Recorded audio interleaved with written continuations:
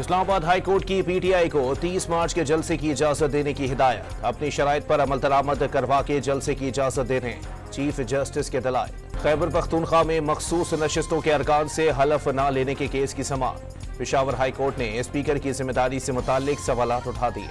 वजीर आजम शहबाज शरीफ ने आज आला सतह सिक्योरिटी इजलास तलब कर लिया।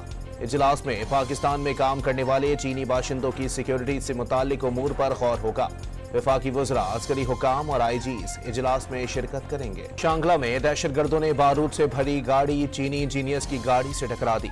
5 चीनियों समेत 6 अफराद लुक़्मा अजल बन गए। चीन का वाक़ये की जामे तहकीकात का मुतालबा, ऐसे वाक़यात दोबारा ना हो यकीनी बनाएंगे। चीनी शहरियों को हिफाजती इक़दामात मजबूत बनाने की हिदायत। कराची में एम जिना रोड पर तेज रफ्तार गाड़ी ने मोटरसाइकिल को रौंद डाला।